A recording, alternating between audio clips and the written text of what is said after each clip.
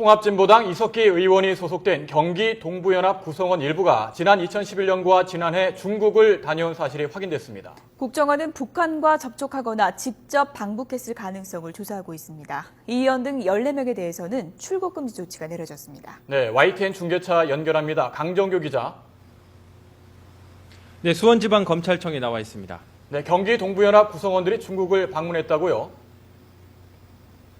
네, 그렇습니다. 통합진보당 이석기 의원의 정치적 기반인 경기 동부연합 일부 구성원이 지난 2011년과 지난해 중국을 다녀온 것으로 확인됐습니다. 국정원 등 공안당국이 출입 기록을 통해서 확인했는데요. 일단 경기 동부연합 소속 6명으로 파악되고 있습니다. 특히 이들이 중국에서 북한 공작원과 접촉했거나 직접 입국했을 가능성이 있는 것으로 보고 조사를 벌이고 있습니다. 국정원은 앞서 통합진보당 이석기 의원을 포함한 14명을 출국 금지했습니다. 어제 집과 자택을 압수수색한 10여 명이 대부분 포함된 것으로 전해졌습니다. 검찰 관계자는 국정원이 출국 금지를 요청했고 종합적인 검토를 거쳐 법무부에 출국 금지 신청을 했다고 말했습니다. 국정원은 또 어제 체포한 홍순석 경기도당 부위원장과 이상호 경기진보연대 고문 등 3명에 대한 조사를 계속하고 있습니다. 국정원은 조사 내용과 압수물 분석을 마치는 대로 이르면 오늘 구속영장을 신청할 것으로 알려졌습니다.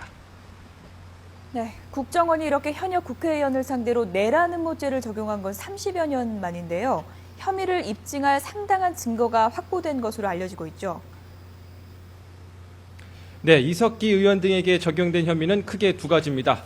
먼저 형법상 내란 음모죄와 국가보안법상 반국가단체 동조 등의 혐의입니다.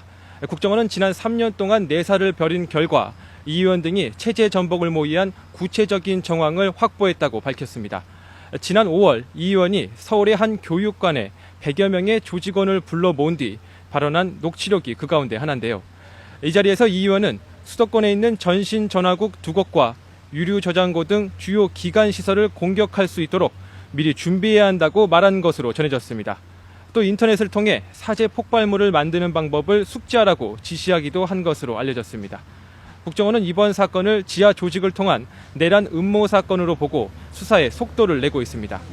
하지만 통합진보당과 이석기 의원은 제도권 정당의 현역 의원이 내란을 음모할 아무런 이유가 없다며 혐의를 전면 부인하고 있습니다. 지금까지 수원지방검찰청에서 YTN 강정규입니다.